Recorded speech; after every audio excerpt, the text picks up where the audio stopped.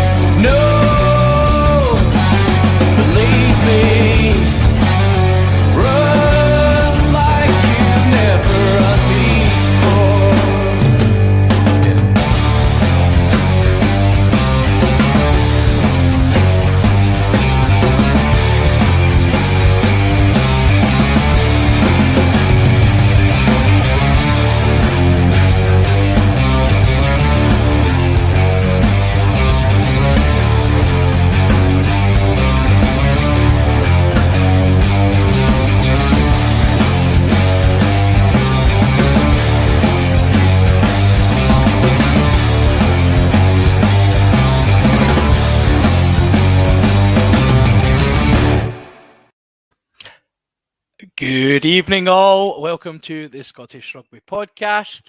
I am the host tonight. I'm John Anderson. Cammy is not with us. He's let me loose. I don't know. I feel like I'm developing his trust, Craig. I don't know how, but you're managing it. It's like almost like Ali Price or Greg. It's more like Greg Laidlaw with Finn Russell, the calm, steadying father figure to the Maverick fly half. It's obviously I do my best to not get shut down, but sometimes we steer a wee bit close to the line. It's all good, right? So we are one crossfield kick away from getting shut down tonight. Anywho, join me tonight as we've no doubt indicated. Craig, how are you? I'm well, yeah, not bad at all. Just getting through the week as we always do. Getting through the week, that is the only way to do it. I've got we've got lots of content tonight, Craig.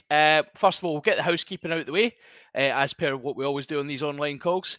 So if you could raise your hand, that's the wrong ones. We have, I'll get the banner up because I always forget to put this up. Yes, head over to scottishrugbyblog.co.uk for any of the latest articles that go up there. Craig, you do some match reports for the Edinburgh games, which have been quite well received. That's awful nice of everyone to receive them nicely. I enjoyed them. I thought they were really good. We also have a Patreon page if you enjoy the content that you see here or want to see a little bit extra with added swearies, where we do our people that have been with us a while remember used to do Hands of the Ruck free to air, but like all the best sporting programs, we've moved it onto premium pay for TV. So if you go over to patreon.com, you can support us for £3 a month, get yourself into the Richie Vernon Thunderdome, or £5 a month. I notice Cam doesn't say the names of the places as often as he used to. £5 no, he a month doesn't. Gets you into the Doogie Don members lounge, where you'll be greeted. I can't actually say that for trading standards, but you will not be greeted by the great man himself, because we don't know where he is. We found him briefly, but we still don't know where he's hiding out these days. That usually, after we kind of got past the whole being sponsored stage, that usually would be the end of the plugging things. However, we have some exciting news, Craig. Exciting, very exciting. Very exciting news. So, our super secret Patreons are aware of this, but makes it sound like some sort of Illuminati, doesn't it? The super secret Patreons.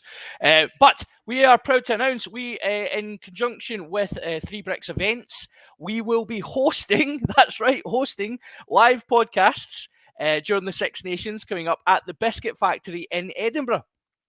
This will be it'll be a great day out. There seems to be lots of activities planned, and yes, we will be there. Your favourite podcast hosts will be there doing a live show. For details on all this, you head over to the blog, Scottish Rugby Pod at Twitter.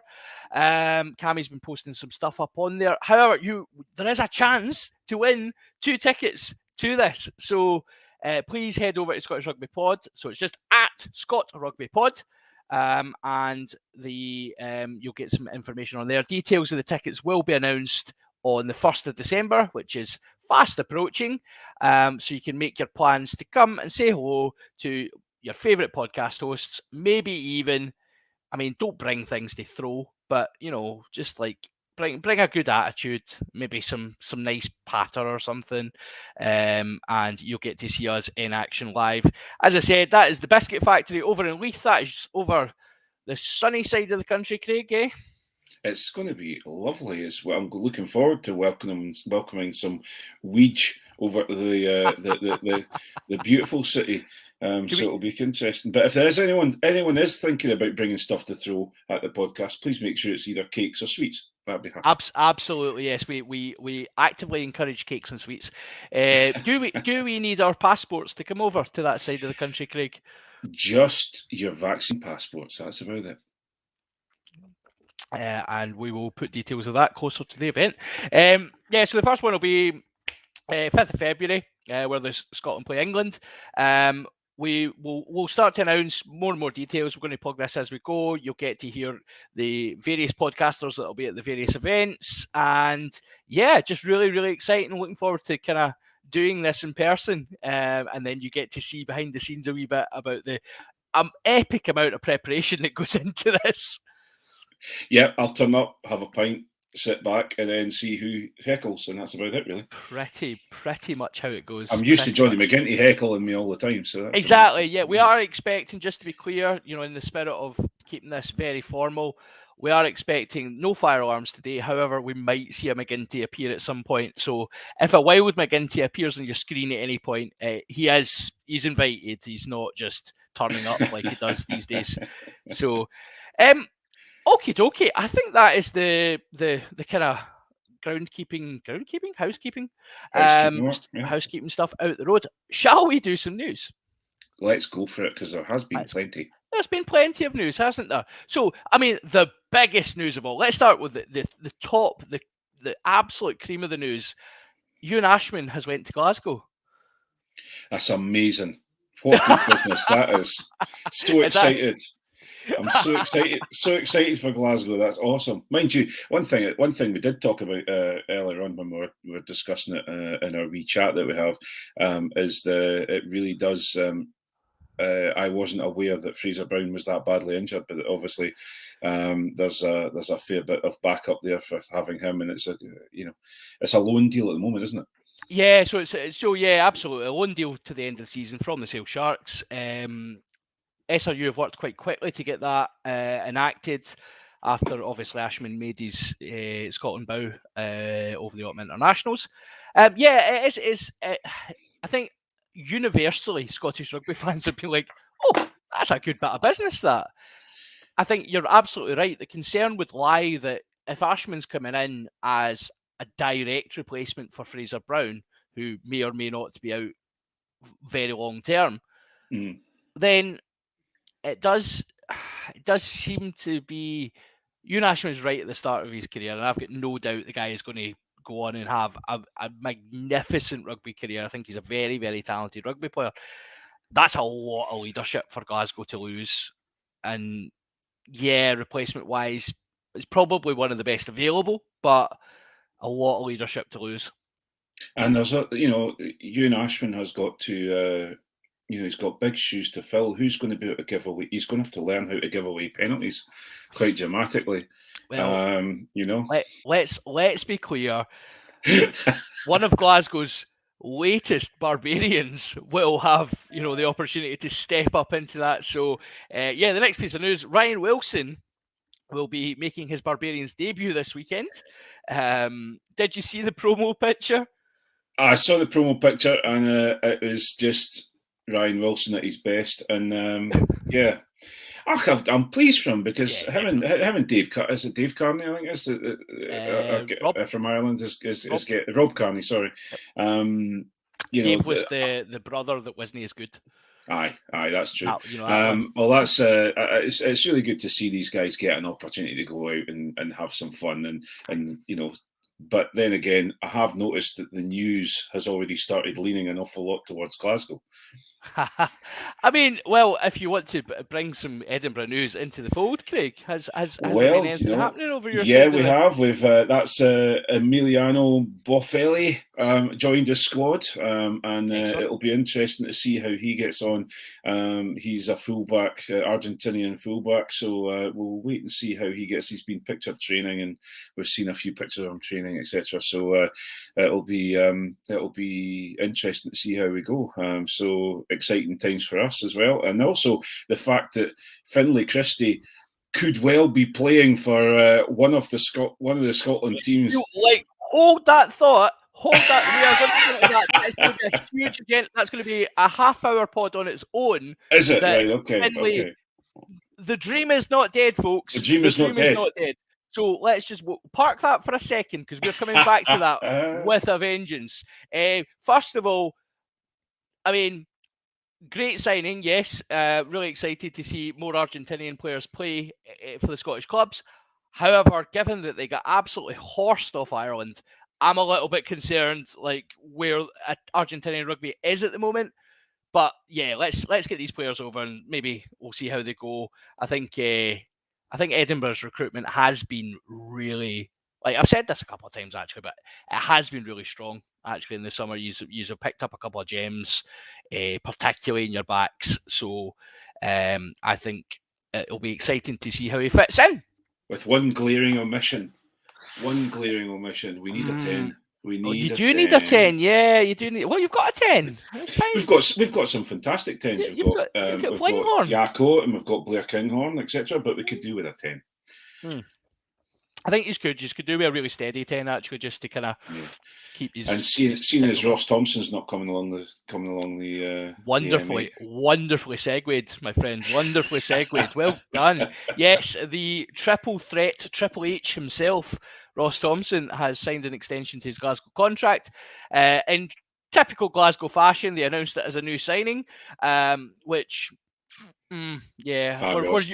we're a bit long in the tooth for that now, guys. So could you stop that, please? Just, I loved the days when they actually had the pen and they done it properly. But a new signing, extension of contract for Ross Thompson. I think it's a really good signing actually to capture him for another however long. They don't disclose these things now. There was rumours of for the foreseeable future. That's it. Until the Illuminati let him go. Yeah, again, we should be very clear that that's not what we believe. No, I think there was rumours of English clubs sniffing already for Ross Thompson. He seems to.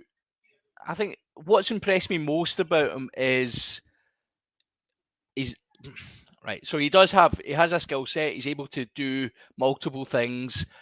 His kicking game is very strong. His goal kicking is very strong, which is obviously very useful. He just doesn't seem phased too much. Aside from when he made his debut for Scotland, there was his first moment.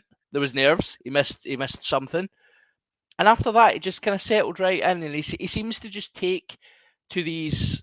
You see players who have to work to almost accept that next level of responsibility and accept where they are in their career. So thinking about a guy like Duncan Taylor, who was very, very popular down at Saracens, made his Scotland debut, certainly didn't really hit his stride immediately. And Chris Harris is another great example, actually, if someone comes in, maybe just take a wee while to find your feet. Ross Thompson doesn't strike me as that sort of player. He just seems to take these steps with ease, almost. And I think it's great to have another Scottish 10 option. Obviously, I would go as far as to say that, you're going to hear me say this in the podcast. Obviously Townsend has, based on the 23, you've got Finn Russell. For certain games, you'll have Adam Hastings in that kind of 23. You probably then got Blair Kinghorn for versatility, which is why they've been trying Thompson out at fullback. It's a terrible idea, by the way, just saying. But he's young. And that's the key thing. He's got time in his side. Glasgow will be delighted to have him about, but it does continue to beg the question: why did we waste money on Duncan Weir? I get that the whole experience thing, bringing in an experienced head to kind of guide young Thompson, but he doesn't seem the type that needs that. Yeah, so well, it's I think he. Yes, he may not need.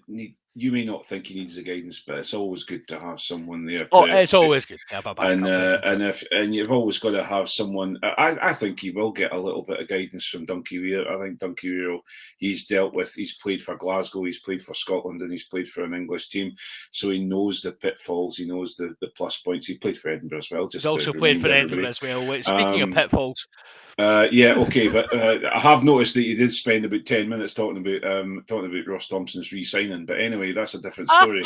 But yeah, I think he'll, Duncan Weir, I think is we may eventually find out that actually he was a good signing after all, and you may find that further down the line. But I'll tell you one thing: he got Edinburgh out of a lot of sticky situations. He's got some good stuff out of him once his contract was kind of up for renewal.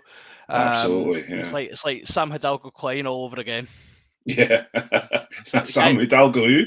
Exactly. You should genuinely always just have Sam Hidalgo in a 3-month contract, and you would actually have Aaron Smith in your hands. It would be absolutely. So that's what we need. Anyway, not to go on more about Ross Thompson, but yes, shall we come to? We were kind of jesting, of course, that the actual big news was Glasgow signing a couple of Scots boys. So, announcement today, Craig. Is this the John Fletcher announcement you're talking about? John, yes, of course. Sorry, I'm just playing. I didn't mean to take this. It's all right. It's all right. No. Right, let's get serious for a second, because serious things are afoot. So, in an absolutely, we knew this vote was coming, but in it was described on one very rubbish website, maybe slightly west of England, online, as being just groundbreaking piece of legislation that's been put in place. So it was a vote passed today, I believe, 75%, to allow players to return to the country of origin or somewhere they have qualification for, with 3-year stand-down periods. So basically the Olympic sevens loophole, but minus the having to play sevens. And that is active as of January 2022. And the other caveat is you can only do it once, and World Rugby will rule on each application to do so. Yeah. I think I've got that right. Am I missing anything, Craig? I don't think you're missing anything. I think you're pretty much there. I'm sure our comments will light up if we are missing anything. But that seems about right. Also, I think I'm not. I may be completely wrong here, but I think you can't go up a tier. You can only go down a tier. Ah, right. Or can you? Or can you go sideways? Let's pull that up, because let's see what we've got. I'm just having a quick skim through it just to make sure. No, that is not part of the rules. Oh, for example, there is mention of in the article I've got in front of me here. There's mention of Alex Ozowski, who played for England in 2018. But is eligible for Italy through his was it parents or grandparents? Right. Yeah. So is eligible to play for Italy through a grandparent. So they are mentioning a lot about the possibility of people playing for their second Six Nations team. Yeah. Which and actually, I mean, we joked about it before with Finlay Christygate, but the idea of, I think the idea of tiers is quite a strange one, because the tier 1, tier 2 kind of thing, it's always been something we've mentioned, but I don't think it would be fair to not necessarily lock it to that, because then you could have teams who, through various misgivings or progress, move to be tier 1, but in fact they are Fiji, for example, and classed as tier 2. So I don't think they would lock it to that. But yeah, I mean, long and short of it is that the rule's been designed to try and allow. The idea is that tier 2 countries can claim back some of their stars who have maybe went off in search of riches in other nations. It's been met with mixed views, Craig. Yeah, definitely. And there's a lot of people who have thought it's terrible. There's a lot of people who are thinking it's a great idea, and then there's a few people in the middle that are kind of just, yeah, I don't really know how. I don't really understand it. I don't know how it's going to work. But yeah, I think it's going to be a good thing. I honestly think it'll be something that will allow some of the second tier nations to actually get a foothold a little bit more, get some more money coming through to them, perform better. So I don't have a fear. The only thing is, as long as World Rugby, who have shown that they have teeth. I thought they were a bit toothless, but they have shown that they have a little bit of teeth when it comes down to Razzie and things like that. Mr. Erasmus, yes. Yeah. So as long as they adjudicate it correctly and are not too, it's not used for anybody's anybody's gain, as in.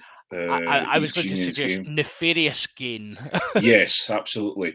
Yes. Then I think it's a great idea, and I'm also now queuing. I think we're all decided to go through all the backlog of international players and have a look to see if Sia Khaleesi actually has a Scottish grandmother, and see who we are. Well, yes.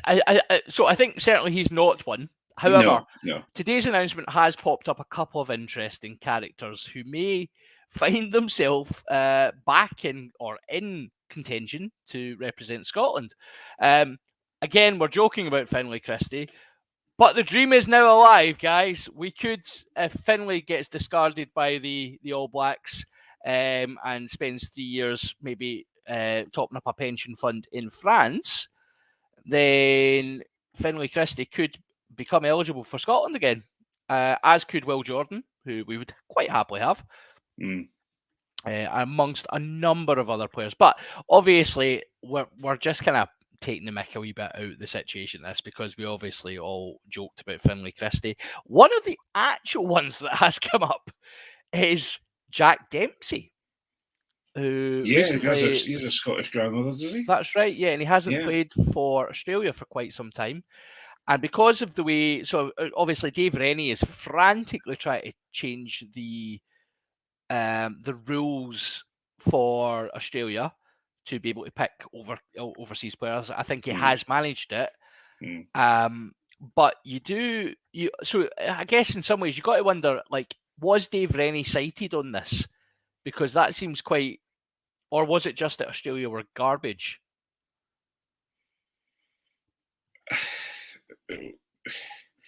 I don't know. Are you talking about his comments? No, I'm talking about his. So he lobbied when he joined the Australian Rugby Union.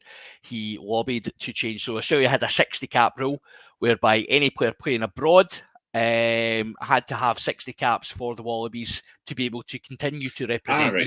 Right, so you're talking. He's wanting to do a Razzie Rasmus with South Africa because he changed the same. He did the same thing, did he not? Same rule. Now, Rennie did manage to change the same rule, which is why you had certain players coming back for. So you had guys like Will Skelton coming back for the Autumn Internationals. He has managed to change some of it. Now, I'm not sure if it's completely changed or if it was a temporary amendment, but that rule with this type of law changes that rule. I don't think unions can do that anymore. No, I have no idea, to be perfectly honest. That's a good question, but I think it's as Razzie has shown, and as Scotland has shown, because if you look at Wales brought in the Only Was Welsh it policy. the only Welsh policy as well? England have that as well. You have to play in England. I think fair enough for unions that have a large player pool to choose from. It's not a major issue. But people like unions like Australia, they have got a waning. They've got a lot of competition for professional sport, and I think if they want to become the powerhouse, because everyone thought they were coming up here to the Northern Hemisphere for these autumn tests to show everyone the new Australia, and they did not perform. So I think they need.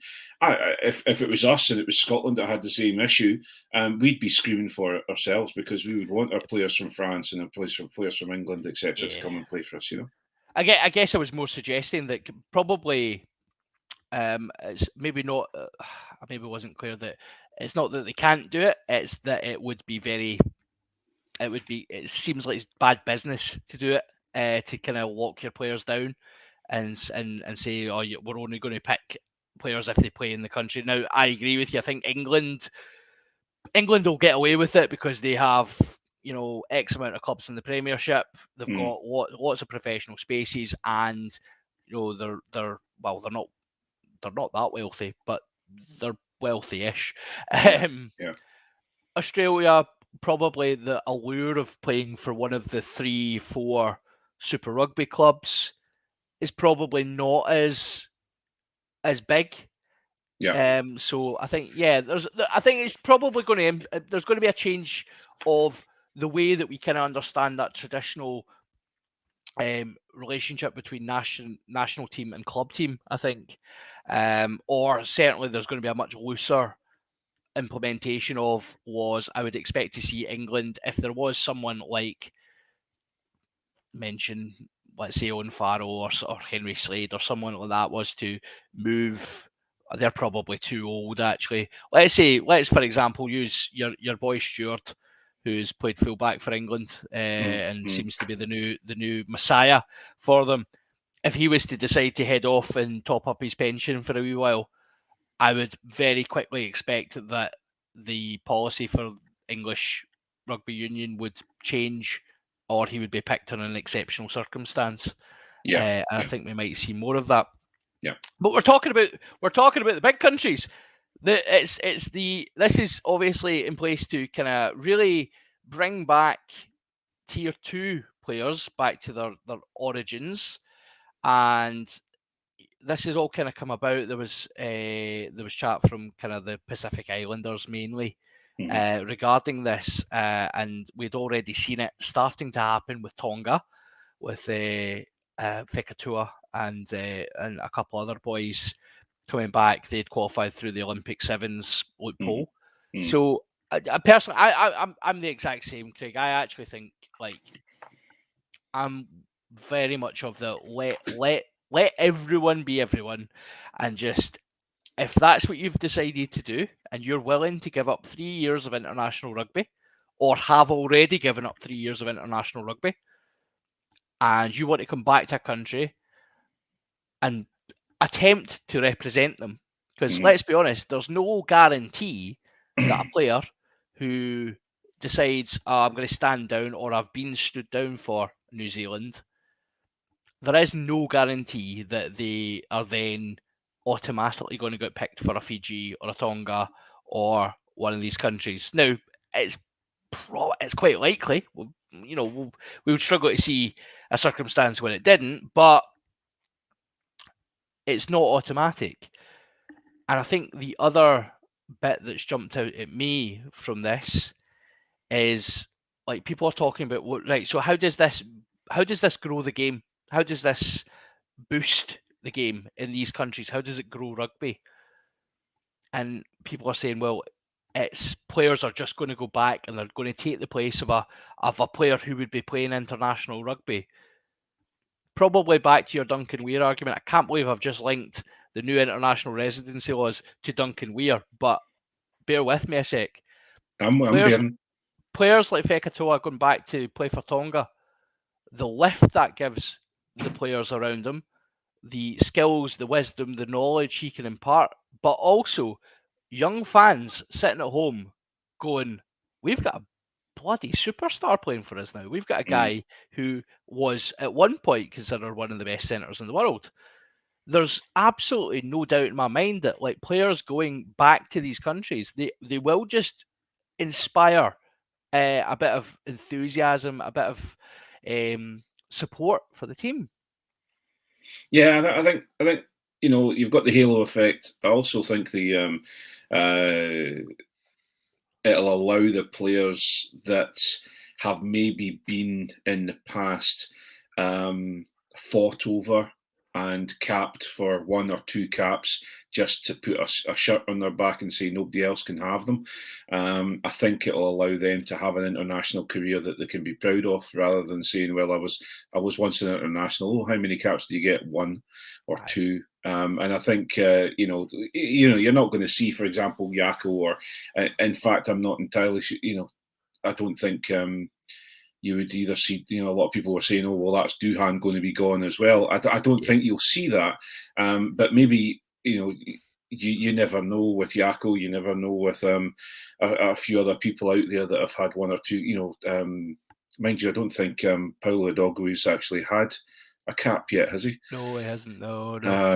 But you've got these players that can go and play for other teams. And I think for me, I'm all about extending people's careers, getting them as much money as they possibly can for playing this dangerous sport that we enjoy watching. Completely agree. And let's just address. You've touched on it there, Craig. Let's address the Duhan. Let's talk about the Duhan situation. Now, as you rightly say, some fans have immediately taken this, despite all the other things that they could be talking about with regards to this ruling that's come about. Some fans have taken this as Duhan van der Merwe is immediately going to get his jets on, stand down for Scotland, and take 3 years out of international rugby before qualifying for South Africa in, what are we now, 2021. So after the next World Cup. So let's go through a couple of key points which would maybe suggest this being utter tripe. First of all, he's 26. Okay? Yeah. 26, stands down for 3 years. He will be 29. Wingers have quite a short shelf life compared to a lot of rugby players because a lot of it's based on pace. He would be 29 going on 30 when he eventually made his South African debut, assuming all of this happens immediately, which is not going to. He also is a player who he's been given a window. He's been given international window to kind of show what he's about. He, from what he's said in the press and what he seems to be saying privately and the messages that have come out, he is very committed to Scotland. He loves playing for Scotland. He loves Scotland as a country. Scotland was the country who gave him a rugby career, is the general message that comes. And I think, I think it shows Scotland's view of themselves, actually, as a nation, that we would immediately assume that a guy who, because I guess there's a point here that Duhan didn't have to play for Scotland. Nobody held a gun to him. Nobody said to him, "Mate, you absolutely need to play for Scotland, or else if you'll not get a contract for Edinburgh if you don't play for Scotland." Edinburgh would have kept him on gladly, even if he decided, you know what, no, I don't want to represent Scotland. I still want to put my hat in the ring for the Saffers. I know I can't qualify for them just now, but I'm putting in some good performances. I'm going to move back to one of the Super Rugby teams, or as soon as the URC turns up, I'm going to go over there and I'm going to try and make one of their teams and see what happens. It's completely and utterly mental for people to think that would be something that would be on his mind, let alone standing down for 3 years, which is an awful look given that you've qualified on residency. I think residency players are going to be, particularly early residency career players who are probably in a situation where they've kind of been given a bit of a second chance, it's going to be a bad look for them. And rugby is a small community. Mm. I think it's also taking in a fair few assumptions there. First of all, that he doesn't want to go to the World Cup with Scotland. Right. Second one, he's going to stand down right away, and it assumes he's going to get picked for South Africa. The other issue, yep. If you look at, and this is, he is a giant among men within the Northern Hemisphere rugby. He will then become a normal rugby player if he goes back to South Africa and plays amongst the South Africans that he's with. Because I'm not saying that we haven't got giant wingers, etc. But if you look at, he's made a very good career out of becoming a Scotland international and playing for Edinburgh. Now, okay, fair enough. There's a lot of people who are very bitter about the fact that immediately when he got his residency, he bogged off to Worcester. And I understand that. I was pretty gutted about him leaving Edinburgh myself. Yeah. But you can't, someone who's gone through the injury woes that he has had and has been the player that he has been, where he was virtually forgotten about in France, he's going to take every opportunity he possibly can. So I think it's as usual. I guess we're kind of feeding off Twitter. We're feeding off a few random comments that are out there. I think if you really put your thinking cap on and actually think it through, I think it's fair enough if he goes to the World Cup for us and then he decides that his international career with Scotland is over. That's fair enough. We've got a World Cup out of him, and he'll have had a fair few caps, and he's got a good chance of getting close to Hoggy's new record as well. That's exactly it, and I think that's probably a nice way to segue into the kind of review of the Japan game. So, for those of you who haven't seen the result, Scotland beat Japan 29-20 at the weekend. It was it was a thing. It was fairly average. Scotland made a lot of errors. I guess the positive for me, obviously, so probably the biggest positive to come out of it was Stuart Hogg, as we've all predicted for many, many, many moons, has finally overtaken the Scottish try record. He now stands alone as the top Scottish try scorer, with what was a very good try, to be fair. Yeah. And actually, I went on to say On Top of the Moon. So Kevin Miller, who writes for the site, I went on to his page, and he had a video list of Stuart Hogg's tries for Scotland. And to be fair, the boy does not score like bang average tries. Every one of them was like, "Oh, that's a worldie. Oh, that's a worldie." He likes a good try, does our Hogg? Yeah, and I've been fairly critical of Stuart Hogg on the podcast, and I remain to be so.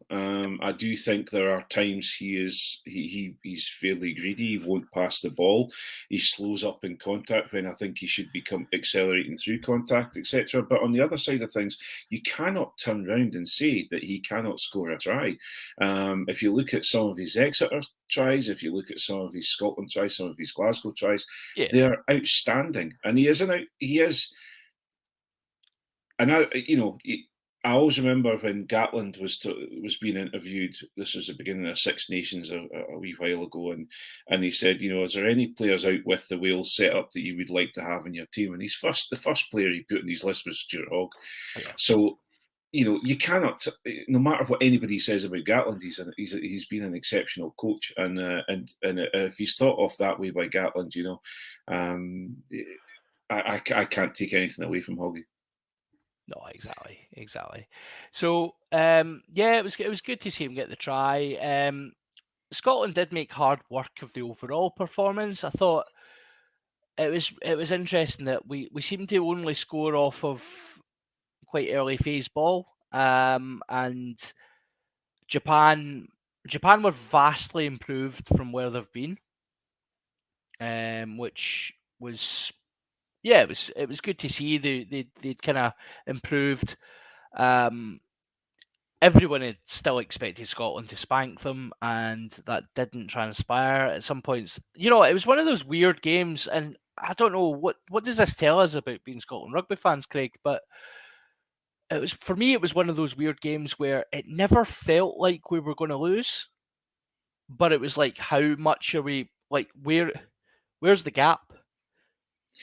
Well, that's an interesting one, because I was maybe a little bit more negative than you were, because I actually thought we were going to.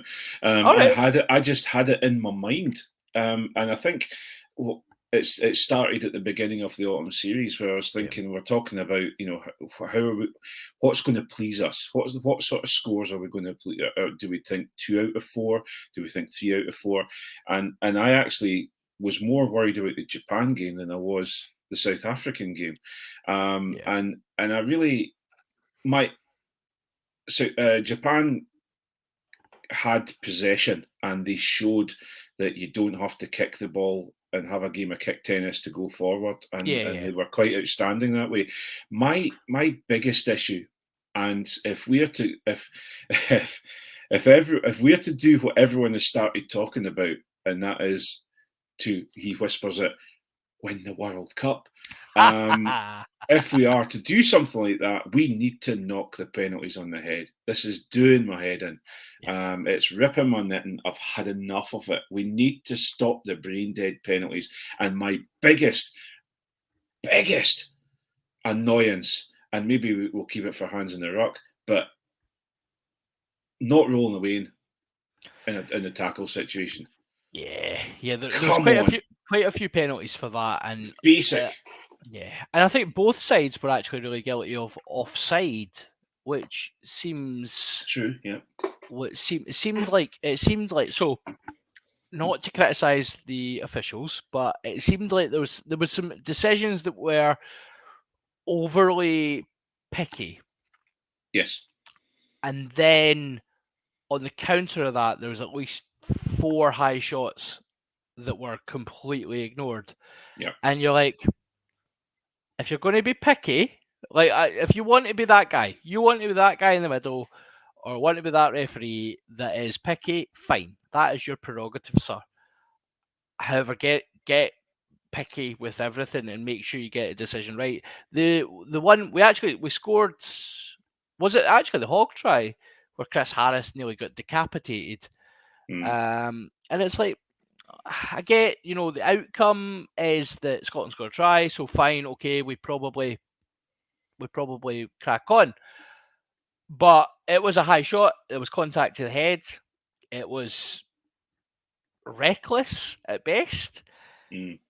So you take another look at that, and there was a couple of inconsistencies which were a bit frustrating. I think overall in the autumn, we'll come to overall in the autumn, because I want to just single out one more player for positivity. Is it Javan Sebastian? No, because no, like, if he wants to go and take 3 years off and qualify for Wales, I'm not. He's welcome. He's welcome. Please. No, I'd forgotten he was in the squad actually, and he came on, and I was like, "Oh, who's that prop coming? Oh, come on, no." Hey, listen, listen. I'm not taking anything away from him. He's a prop, and I've got prop love. So. He's a prop, and do you know what? He qualifies to represent his country, and just shows actually that playing for Ayr is harder than playing for Scotland. So that seems to be the argument that has come from that. So, and all of Ayrshire, you are welcome, because I may have once called you funny names. So the person I want to single out for absolute praise, Chris Harris. He seems to be he's fast becoming the golden child of Scotland rugby. But Chris Harris was on a one-man mission to dismantle as many Japanese attackers as he could. And he wasn't even doing it in the oh, we're just going to tackle, roll, the kind of traditional, you see, wrap the legs down, roll, back in line. He was absolutely smashing people.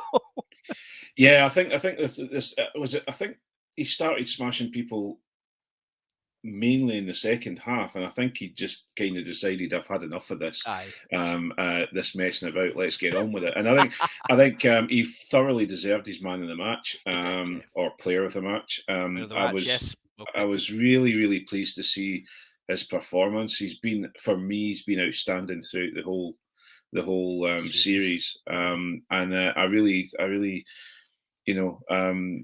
I'm really pleased for him. I think Johnny McGinty usually says that he usually puts his hand up and says, "I was the first." I was quite nasty about him when he first got his first cap, and to be perfectly honest, so was I. Yeah, I was like, the same. What are we doing with this guy? I was the same. Couldn't understand it. But then he was, if I remember correctly, he came on the wing. His first cap was on the wing, yeah. Yeah, and I think he's found his place at outside centre, and I'm really pleased to see him do well. He's doing magnificently. And can we also just give a shout out to whoever at the SRU kind of player engagement marketing teams have got people. Really, really, the fan interaction after that Japan game was magnificent, and we've heard so many positive stories. McGinty's got one himself, but we've heard so many positive stories about the interaction the fans have had with the players. My particular highlight was watching Finn Russell walk all the way around the bus as they were leaving. He walked all the way around the bus signing autographs. Most of the players just went straight on the bus. A few boys were handing out cans of the sponsors' lager beer. Chris Harris had a cargo in his under his arm, which just continues to endear me to him. But they done a great job, and the way they were waving at all the fans and making sure everyone felt part of it. I was really impressed. It hasn't always felt like that. Yeah, I think we went through a stage of the players kind of mentally preparing and then being whisked away at the end of it, and and I think we're now seeing.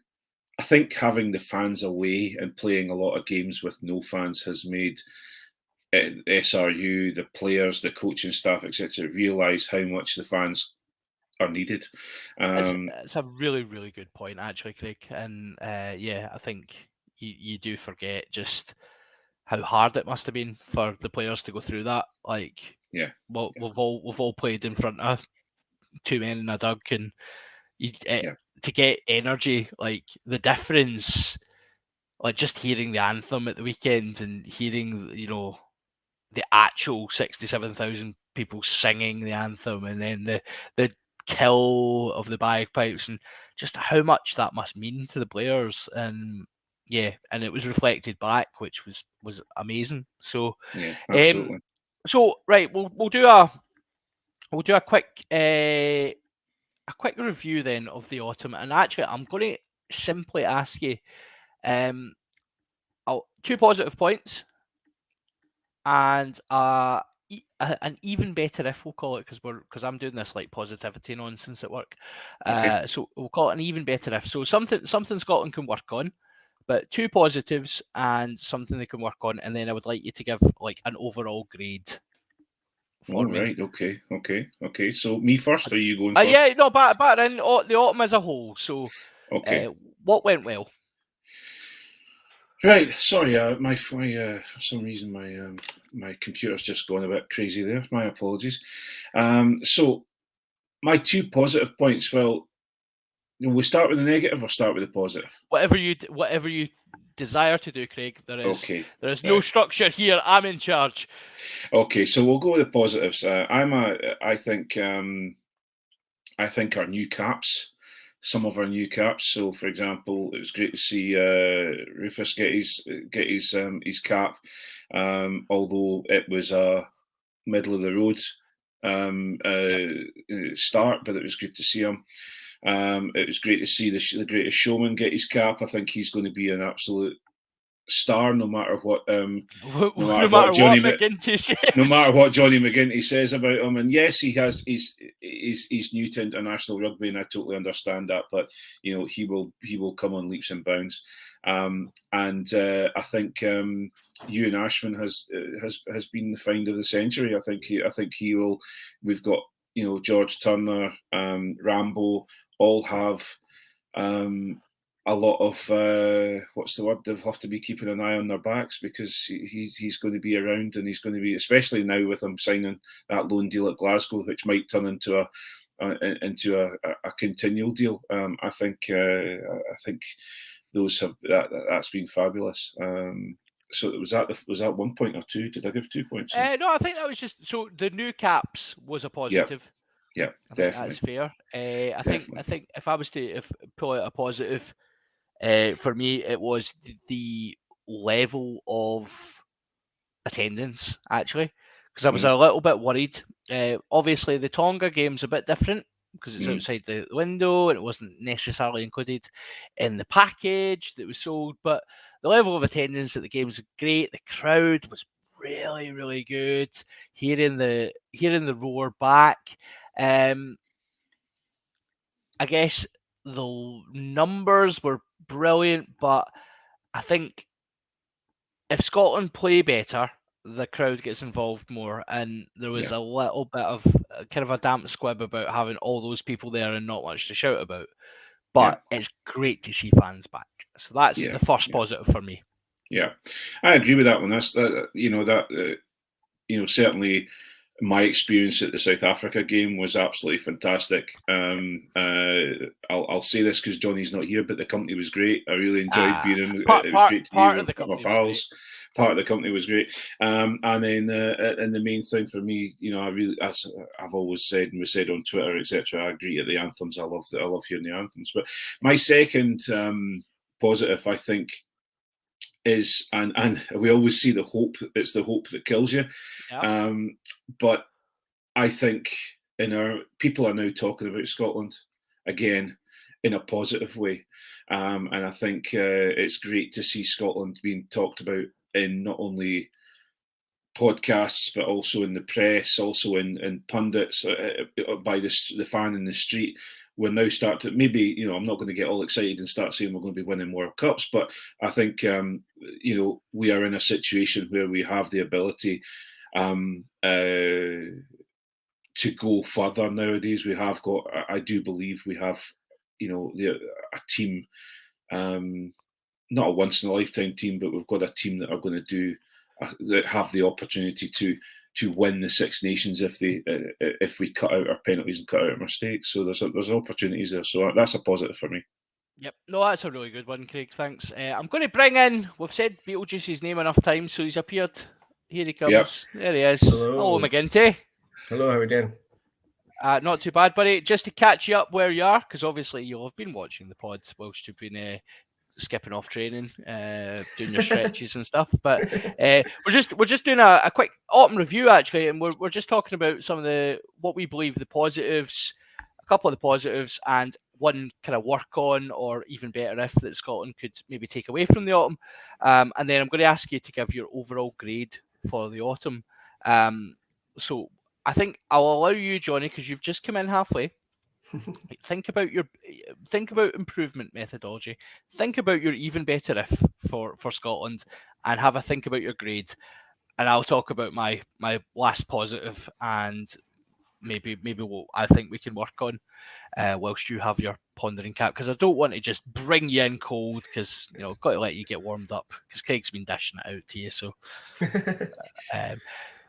so I think the big positive for me, right, we've come away from this series having played two of the top three in the world, and Japan, who beat us the last time we played them, and who by all accounts are a fairly decent side, and we've walked away with a 3 out of 4 wins, which in autumn's gone by, 3 out of 4 wins would have been an absolute. We would have chewed arms, shoulders, and probably half of a torso off to get that, and we'd done it winning ugly. There's no doubt about it. Now I know there's been a couple of comments about, like, so one popped up here regarding Oh, that's the wrong one. I'll try that one. Magnus Peacock here said, you have to wonder how much of Townsend's attack plan was actually Mike Blair's. We looked far less threatening this autumn than in the spring. Now, I think, I agree. We probably did look less threatening, but to a certain extent, we looked less threatening because we made a lot of mistakes. And we were playing right on the edge. Now, if that is an example of respect for our opponents, then great. We seem to be trying things that were a bit different. But ultimately, we did play some very ugly rugby. You know, we scored tries from mauls. We defended like our lives depended on it. We cut loose and scored some fabulous scores, but ultimately a lot of our play was built on very, very solid defence and trying to get a set piece that was misfiring to work. Mm. And if you look at the stats, the amount of Scotland ball and the wins we had, the penalties we gave up, you've already mentioned penalties, Craig. We gave up so many penalties. We lost a lot of turnovers. We lost ball on set piece. But we won the matches. And that is not the Scotland way. So for me, that's a massive positive. The negative, however, is can we, as Craig rightly says, get rid of all that, lob it in a bin, and burn it before the Six Nations? Because if we do that against ruthless teams, and I'm saying ruthless, we came up against South Africa. South Africa are ruthless. If we do what we've done in this autumn against Ireland, England, Wales, France, we're going to get crushed, and it's not representative of where Scotland are, because we have so much to give, but we are holding ourselves back with this discipline and set pieces. So yeah, I agree. I think we had 2 or 3 really good scoring opportunities throughout the autumn series, and our line-out misfired. And we've always had a fairly good line-out. We've always had a fairly good, if we have a missed line-out, there are times that we would say, it would stand out like a sore thumb. But now we're kind of at the point where, is this line-out going to work? And it actually is the other way around. When we win a line-out, it stands out like a sore thumb for me. So I think if we need to, yes, the fast-flowing rugby is fabulous and it looks good, and we've got the backs now. We've got the backs to solve that, to do that. But again, being an old prop, etc., we need to make sure that we're still focusing on the set piece to provide that ball. Absolutely. Right, Johnny, you've had enough thinking time, pal. What's your work on for the autumn? Fairly similar and quite related to you guys. I think what we're missing, and it's a shame, it's a difficult one because I don't think it's something you can necessarily work on. I think it's something we need to find, but we don't have a lot of nastiness in the forwards. Like, Sam Skinner is probably as close as we've got.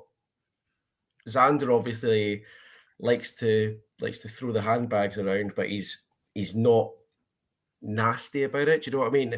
He's not Ibn Etzebeth or Peter O'Mahony, that sort of. You need someone who's a horrible forward, and I think Scotland just at the moment don't quite have it. And when it does start to get to be an ugly game, you need somebody like that. And I don't think you can just turn around to a forward who we've got at the moment and say, right, you're nasty now. I think someone needs to appear who can do it. So what you're saying is we need Ryan Wilson back. We really don't need Ryan Wilson back. Barbarian Ryan Wilson, thank you very much. Oh, he had a 23-minute celebration earlier on, Johnny, don't worry. Between him and Ross Thompson, I took up most of the first part of the podcast. The news was all about Glasgow. Did you mention Ewan Ashman, by the way, the most exciting bit of news? Yes, no, he was actually the first piece of news. Just checking. The headline. Yeah. And then something about eligibility laws or something got mentioned as well. I had a wee sleep while that happened while John was going on. Oh, you didn't. You were drooling with excitement, and don't you tell it any other way. Right, yeah, I completely agree, Johnny. I think there is an element of we need to. There's still that finding it's almost we still feel like the nice guys, and there is. I mean, I would say seeing Peter O'Mahony smile was like amongst the most like terrifying things I've ever seen, and I never want that to happen ever again. And if we could just make that like, it's almost like Johnny Sexton smiling. I don't think it's possible. Johnny Sexton not moaning. Yeah, exactly. Yeah. I'll tell you what, Peter O'Mahony getting picked up on the ref mic going, that's dirty. That wouldn't be like you, would it? That is the definition of a bit rich coming from Peter O'Mahony. Those in glass houses and all that. Peak irony. There's a word for that, but we can't use it. Yeah, we're not quite onto our behind the paywall phase yet. So, grade out of 10 then, just to really complicate things. Greg, how was the autumn? I'm going to say, for me, judging by the opposition that we had, the performance we had against Japan, and how our friends in Australia really couldn't put themselves together, I think we're a 6 out of 10. That's jump on a Ross Ford. We had a Ross Ford autumn. There we go. I'm getting a title out of this podcast already. Absolutely, absolutely. Johnny, where do you lie in that? I'll push it up slightly and I'll say 7. Just purely because if we'd played Australia in spring instead of autumn, we'd have lost that game. Yeah. Like, it would have gone the way of the Wales game, the Six Nations, and we would have lost it when it started to get squeaky at the end. So I think we have improved in that regard. So I'll give us a 7. Yeah, and I think for having everyone back in the stadium, just seeing some good wins, some squeaky bum time, as you rightly say, Johnny. No one outside of Scotland really thought we should beat Australia because of the results they'd had, and actually, it was. I think the problem I had with it was actually much more comfortable, or it should have been more comfortable than we made it, and that was the case for all the games. I think I'm going to, like, in typical host fashion, I'm going to go straight in between the pairies and just say a standard. It was a 6.5 out of 10. It was a fairly average autumn, but we did get some good wins, and apart from the South Africa game, which is a bit of a blight on it, but it was very predictable, I think we've done very well. So, but I think we should be setting our standards much higher, and that's why it's a 6.5. So that concludes the autumn series. Everyone can now cancel their Amazon Prime memberships, and although I'm keeping mine going for another month for free delivery for your Crimbo presents, absolutely. Yeah. So there's also some very good programs on there that I've discussed this in the past, but like it's important. Just check out your subscription, see what you get. There's some really good stuff on there. I'm aware of time, and our folks that are joining us who are not the guys that are kind of trying to get the preview in here before we go premium, and they have to phone up a dodgy line to get us. I'll talk dirty to you. It's fine. That's it. Yeah. We'll go. Is it going to be that voice? We'll go to our OnlyFans content. What are you wearing, Johnny? Right. Hold these shorts, mate. I've heard. These guys just wind it back in for a second.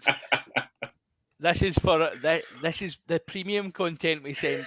Okay. Yeah, you don't give away this stuff for free, right? All right, no worries. What you do in the clubhouse is completely up to you guys, right? But quickly touching the URC, the Ultimate Fighting Rugby Championship is back. How have we missed it? Woo woo woo! Oh, and John's just gone. John. So, bye, John. So, yeah. How have you missed the URC, Craig? I have missed the URC. I am looking forward so much to getting back to the Dam. There he is. So, can't wait to get back to the Dam, and we have our club appreciation night back at the Dam next Friday when we play Benetton. Or Treviso, or Benetton Treviso. So can't wait for that. But I think we're away at Dragons this weekend, so I'm expecting a pump. Not us, getting a bump in, but us giving a bump in at the weekend. So fingers crossed. You are indeed. I managed to click completely the wrong button and just completely remove myself from everything, which was a good effort. And in the excitement of the URC being back, I was like, click buttons.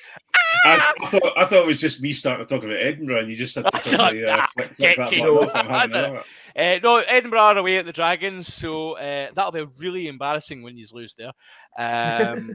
No, I have to say, Club Appreciation Night that Edinburgh do next week is one of the nicest ideas I've heard in quite some time. Yeah, I think that's pretty cool. It's pretty cool. It is, to give credit where it's due, it is a really sensible and really cool idea. And hopefully the night goes well and you all enjoy yourself. I think, so Edinburgh are up against the Dragons. You would be targeting at least 4 points down there, Craig, yeah? No, I'm a 5-pointer for down there. 5 points. I think we should be down there and letting loose. The only issue I have is depending what happens with our Scotland players, because they'll obviously be rested. But I know that Dragons are have got some fairly major scalps over the last few games, so we have to be careful what we wish for. But I'm fully expecting 5 points and a move on. And in probably what is a season-defining clash for the Italian-Scots rivalry shield, the Pizza Mars Bar Cup, or whatever it's called. the Deep Fried Pizza Trophy. The Pizza Crunch Trophy. Pizza Crunch Trophy. That's exactly what we're calling it. That is now the Pizza Crunch Trophy. So, in what could be, kind of the game that decides it, actually. No, so listen to you thinking, flowing so much smoke over Glasgow's backside. Nice job. Listen, you're playing the Rainbow Cup winners, by the way. That's right. We are playing the Mario Kart Champion Cups winners.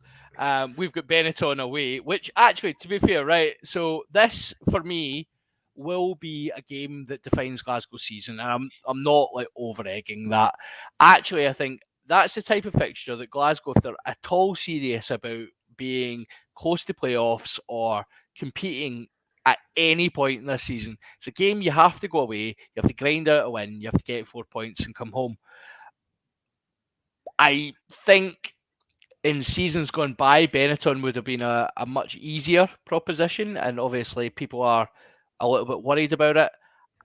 I just can't get myself worried about Benetton because I've spent so many times on here being wrong about them and saying how bad they are, and I'm going to have to double down on it and go, Glasgow should be going over there and winning. Well, the good news is I'm worried enough for both of us then, so that's fine. Good.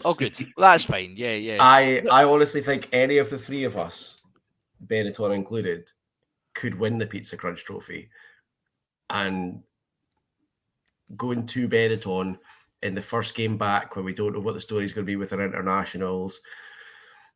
No, I'm not looking forward to it at all. We've got Ross Thompson and Josh Mackay. No, we're fine. Oh, well, when you put it like that, yeah, we'll Josh Mackay's back. Josh Mackay has arrived in Glasgow. What more doth we need? I'm more worried about Benetton when you go away than I am when we're home. I think they are getting their game together. They've got when we're talking about nastiness, they've got a fairly nasty forward back. Yeah. They've got, and no matter what anybody says, they've got a magician at 10. I think Garbisi is absolutely fantastic. Very good player, yeah.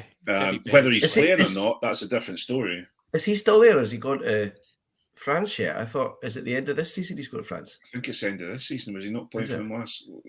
I might be completely wrong. I apologise if I'm wrong, but I would like him to be in France already, if I'm being perfectly honest. Yeah, that would be ideal. And actually, if the Italians wanted to rest quite a lot of their internationals after their exploits over the autumn, that would be wonderful.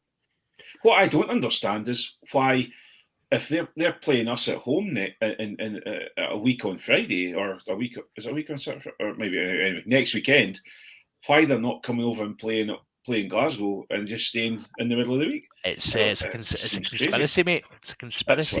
That's what it is. It's Edinburgh bias. Because we know how poor Glasgow are away in Italy, so I suppose it's an Edinburgh bias. The SRU pick the fixtures. Right, I'm joking, of course. No, don't write me. It's Big Al sitting there going, right, actually, I want to play Benetton away.